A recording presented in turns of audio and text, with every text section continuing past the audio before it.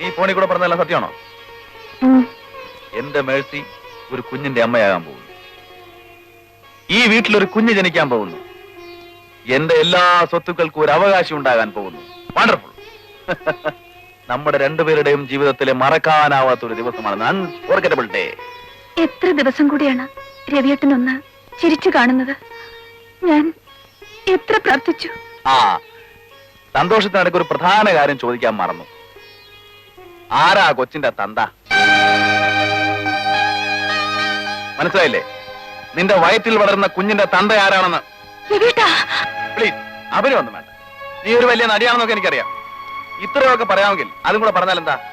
ഒന്നിനും വേണ്ടിയിട്ടല്ല, just for an information sake. അറിയാൻ വയ്യെങ്കിൽ അതും പറയണം. എന്തൊക്കെയാ പറയുന്നത്? എനിക്കാകെ പേടിയാവുന്നു. കണ്ണീരും സെന്റിമെന്റ്സും ഒന്നും വേണ്ട. ഏതായാലും നമ്മൾ തമ്മിലുള്ള ബന്ധം ഇന്ന് അവസാനിക്കുകയാണ്. ആ സ്ഥിതിക്ക് നല്ല സുഹൃത്തുക്കൾ പോലെ നമുക്ക് പിരിയാം. പിന്നെ കുറെ കാലം നമ്മൾ ഭാര്യ ഭർത്താക്കന്മാരായിട്ട് ജീവിച്ചതാണല്ലോ. ആ അവകാശം വെച്ചുകൊണ്ട് ചോദിച്ചോളൂ, ഞാൻ എന്ത് തരണം?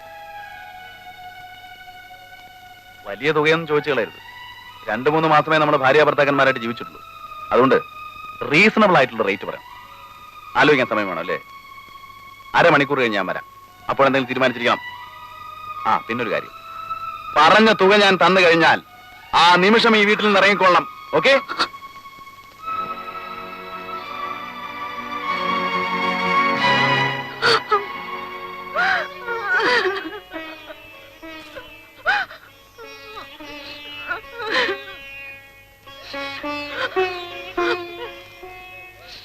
ആ രാത്രി തന്നെ കണ്ണീരോടെ മേഴ്സി രവിയുടെ വീട് വിട്ടിറങ്ങി. അതേ നഗരത്തിൽ തന്നെയുള്ള ഒരു കൂട്ടുകാരി ഗർഭിണിയായി അവൾക്ക് അഭയം നൽകി. തന്റെ രവിയേട്ടന്റെ മനസ്സ് എന്തെങ്കിലും മാറുമെന്ന പ്രതീക്ഷയിൽ മേഴ്സി ഓരോ ദിവസവും തള്ളി നീക്കി. ഇതിനിടെ രവിവർമ്മ വിവാഹമോചനത്തിന് കേസ് കൊടുത്തിരുന്നു. മേഴ്സിക്ക് മറ്റു പലരുമായി അവിഹിത ബന്ധമുണ്ടെന്നും അവളുടെ ഗർഭത്തിലുള്ള കുഞ്ഞ് തന്റേതല്ലെന്നും കോടതിയിൽ വാദിച്ചു.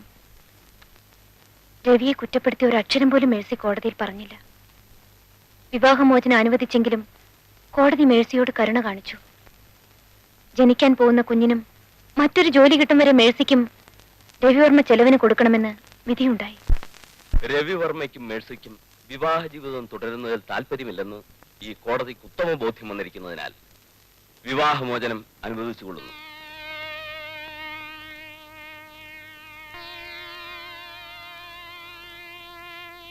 ഗർഭിണിയായ മേഴ്സിക്ക് പ്രസവ ചിലവുകളും ജനിക്കുന്ന കുട്ടിക്ക് പ്രായപൂർത്തിയാകുന്നതുവരെ ജീവനാംശവും 1-ാം കക്ഷി രവിവർമ്മ മാസം തോറും നൽകേണ്ടതാണെന്ന് ഈ കോടതി വിധിച്ചിരിക്കുന്നു.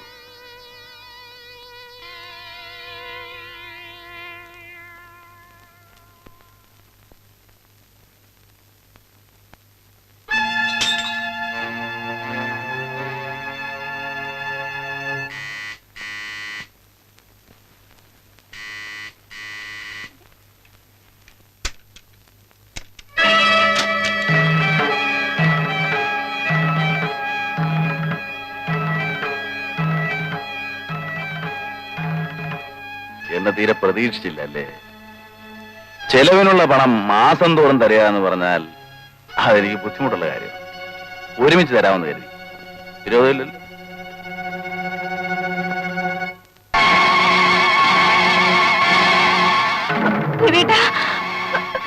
ഒന്നും ചെയ്യരുത്.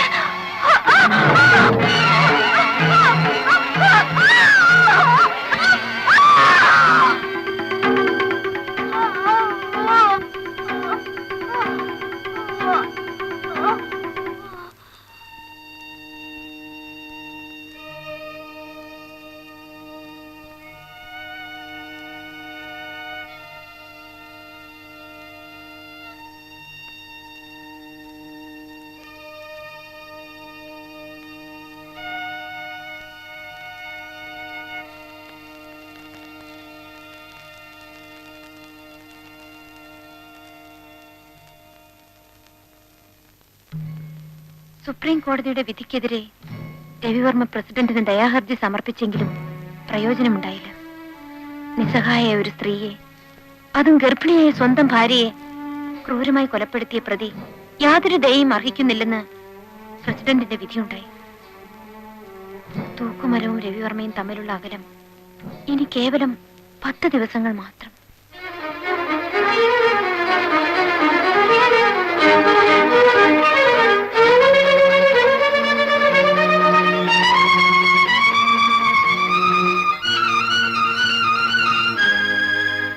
തൂക്കുമരം കാത്തുകിടക്കുന്ന കുറ്റവാളികൾ എന്ന ഫീച്ചറിനെ അഭിനന്ദിച്ചുള്ള കത്തുകളാണ് ഈ കിടക്കുന്നത്. ഇതിൽ പലർക്കും ഇഷ്ടപ്പെട്ടത് രവിവർമ്മയുടെ കഥയാണ്. സത്യം പറഞ്ഞാൽ a very well written feature. Miss Sasikala വർഗീസിനെ നമ്മുടെ പത്രത്തിന്റെ പേരിൽ ഞാൻ അഭിനന്ദിക്കുന്നു. Thank you sir. ഇരിക്കൂ. ഒരു കാര്യം നിങ്ങൾ ഓർക്കണം, എല്ലാ ആഴ്ചയിലും നമ്മളിങ്ങനെ എഡിറ്റേഴ്സ് കോൺഫറൻസ് കൂടുന്നത് പരസ്പരം അഭിനന്ദിക്കാനും പുകഴ്ത്താനും വേണ്ടി മാത്രമല്ല. ശക്തമായ വിമർശനം വേണം. എങ്കിൽ മാത്രമേ നമ്മുടെ പത്രത്തിന്റെ നിലവാരം ഉയരുകയുള്ളൂ. ഈ കിടക്കുന്ന കത്തുകളിലെ അഭിനന്ദനങ്ങളും അഭിപ്രായങ്ങളും അതിന്റെ മുഖവിലേക്ക് സ്വീകരിക്കാൻ നമുക്ക് നിവൃത്തിയില്ല. പലരും അവരുടെ പേര് പത്രത്തിൽ അച്ചടിച്ച് കാണാൻ ആഗ്രഹിക്കുന്നവരാണ്. പക്ഷേ ഈ കത്ത് അങ്ങനെ ഇങ്ങ് തള്ളിക്കളയാൻ പറ്റുകയില്ല.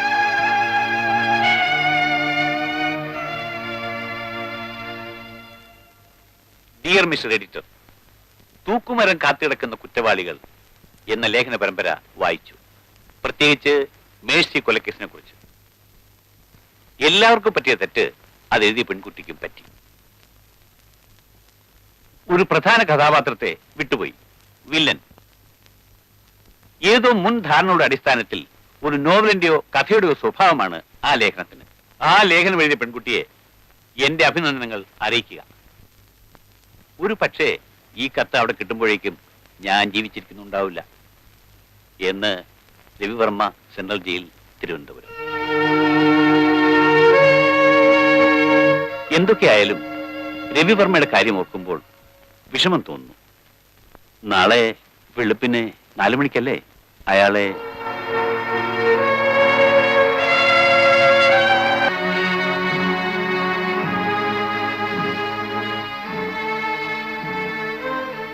kg.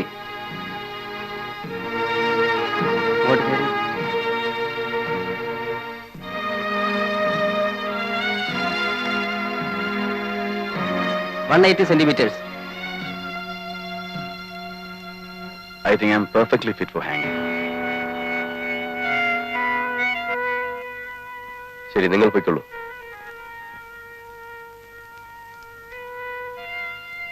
അവസാനമായി എന്തെങ്കിലും ആഗ്രഹം ഉണ്ടെങ്കിൽ പറഞ്ഞോളൂ. ഐ മീൻ നല്ല ഫുഡോ ഡ്രിങ്ക്സോ എന്തെങ്കിലും. ബുദ്ധിമുട്ടില്ലെങ്കിൽ ഒരു സ്റ്റാമ്പ് പേപ്പർ കിട്ടിയാക്കൊള്ളാം. വിൽപത്രം എഴുതാൻ. മുറിയിലെത്തിക്കാം, പോരെ? മതി.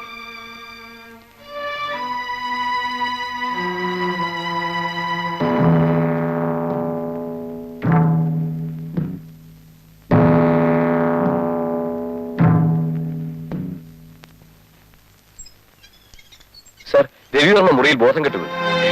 എപ്പോ? Just now. ഞാൻ നോക്കിയിട്ടാണ് വരുന്നത്. എന്ത് സംഭവിച്ചതാ? I doubt a cerebral haemorrhage. My God. Left side paralyse ചെയ്തെന്ന് തോന്നുന്നു. എനിവേ ഇവിടെ ഒന്നും ചെയ്യാൻ നിവൃത്തിയില്ല. മെഡിക്കൽ കോളേജിൽ തന്നെ കൊണ്ടുപോകണം. Then quick.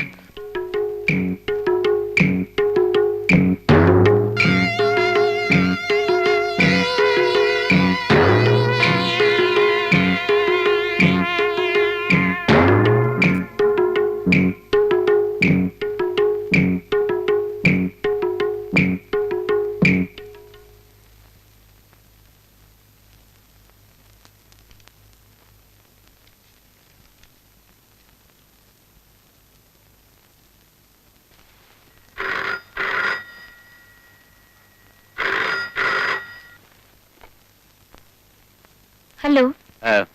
ശശി, ഇത് ഞാനാണ്, ഇബ്രഹാം. എന്താ സർ വിശേഷം? ഞാൻ വിളിച്ചത് ഒരു കാര്യം പറയാനാ. ആ രവിവർമ്മ തടവ് ചാടി. വൈകിട്ട് അയാൾ എന്തോ രോഗം അഭിനയിച്ച് മുറിയിൽ ബോധം കെട്ടു വീണു. ഹോസ്പിറ്റലിലേക്ക് കൊണ്ടുപോകുന്ന വഴിക്കാണ് രക്ഷപ്പെട്ടത്. പോലീസ് അയാളുടെ പിന്നാലെ തന്നെ ഉണ്ട്. മിക്കവാറും നേരം വെക്കുന്നതിന് മുമ്പ് അയാളെ പിടിക്കും. പിന്നെ അസമത്ത് ആരെങ്കിലും വന്ന് മുറിയിൽ തട്ടുവോ മുട്ടുവോ ചെയ്താൽ തുറക്കണ്ട. അയാൾ എന്തിന് ഇവിടെ വരണം? വരേണ്ട കാര്യമൊന്നുമില്ല. എന്നാലും ശശിയാണല്ലോ അയാളെ കുറിച്ച് പത്രത്തിൽ എഴുതിയത്. ഇനി അതിന്റെ വിരോധം മറ്റോ അയാൾക്കുണ്ടെങ്കിലോ? ഞാനൊരു സംശയം പറയുന്നേ ഉള്ളൂ. പേടിക്കാനൊന്നുമില്ല. ആരാ ശശി? Chief editor. എന്താ ഈ അസമയത്ത്?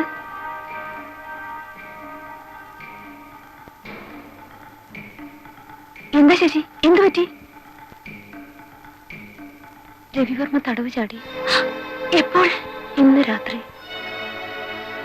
നാളെ വെളുപ്പിനല്ലേ രവിയെ? ആരെങ്കിലും വന്ന് വിളിച്ചാൽ വാതിൽ തുറക്കണ്ടെന്ന് പറഞ്ഞു. ഇവിടെ അങ്ങ് ആരും വരില്ല. നീ കിടന്നുറങ്ങാൻ നോക്ക്.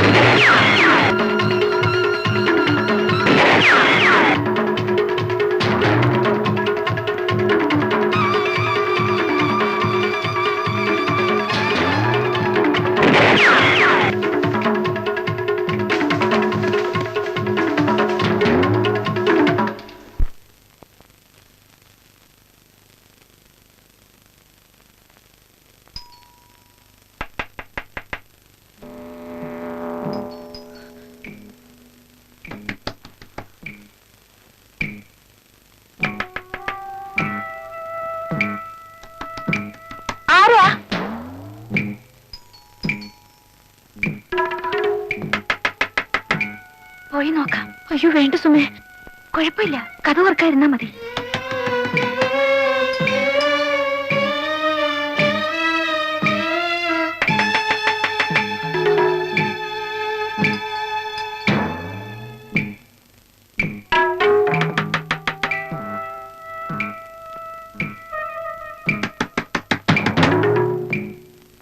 ആരാണെന്ന് ചോദിച്ചത്?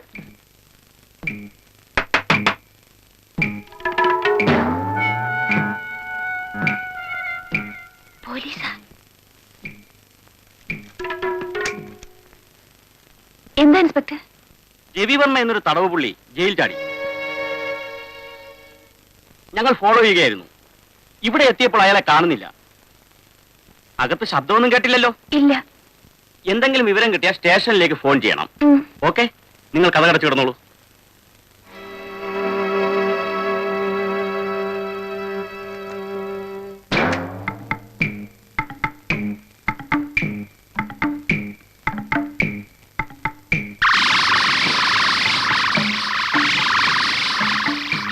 സുമേ,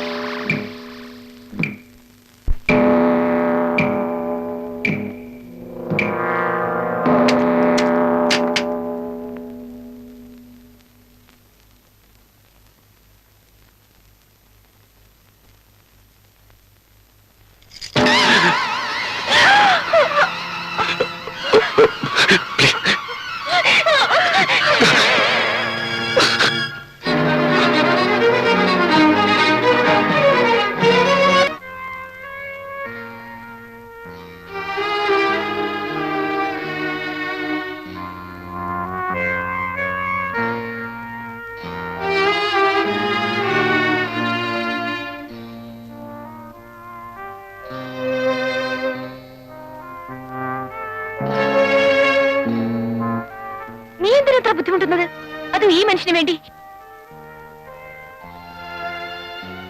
ഒരു കൊലപാതകം ചെയ്യാനുള്ള മനക്കരുത്ത് എനിക്കുണ്ടായിരുന്നെങ്കിൽ ഞാൻ തന്നെ ഇയാളെ... ശശി, മരിക്കാൻ പോകുന്ന ഒരു മനുഷ്യനെ രക്ഷപ്പെടുത്തേണ്ടത് ഒരു ഡോക്ടറുടെ ചുമതലയാണ്. എല്ലാം അറിയാവുന്ന നിനക്കെന്താണ് ഇയാളോട് ഇത്ര സഹതാപം? അതാണ് എനിക്ക് മനസ്സിലാകാത്തത്.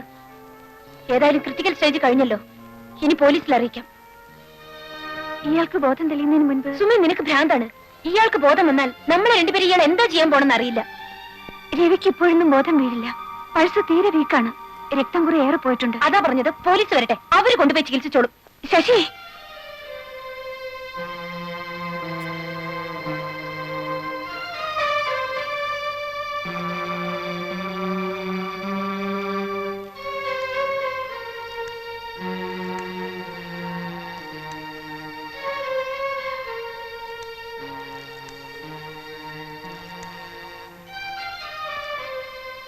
Hello, police station. രവിയുടെ പോക്കറ്റിൽ കിടന്ന മുദ്രക്കടലാസായത്. എന്താ ഇതില്? ഞാൻ വായിക്കാം. തെക്കങ്കൂർ കോവിലകത്ത് രവി എന്ന് വിളിക്കപ്പെടുന്ന KV രവിവർമ്മ എഴുതുന്ന വിൽപ്പത്രം. സുപ്രീം കോടതി വിധി പ്രകാരം ഈ വരുന്ന 14-ാം തീയതി വധശിക്ഷയ്ക്ക് വിധേയനാകാൻ പോകുന്ന ഞാൻ എന്റെ സർവ്വ സ്വത്തുക്കളും പൂർണ്ണ മനസ്സോടെയും സമ്മതത്തോടെയും കൊല്ലപ്പെട്ട എന്റെ ഭാര്യ മേഴ്സിയുടെ ഇളയ സഹോദരിയായ ശശികല വർഗീസിനും സഹോദരനും മൈനറുമായ ജോയ് വർഗീസിനും ഇതിനാൽ നൽകിക്കൊള്ളുന്നു. സ്വത്തുക്കളെ സംബന്ധിക്കുന്ന വിവരങ്ങൾ താഴെ ചേർത്തിരിക്കുന്നു. രവിവർമ്മ.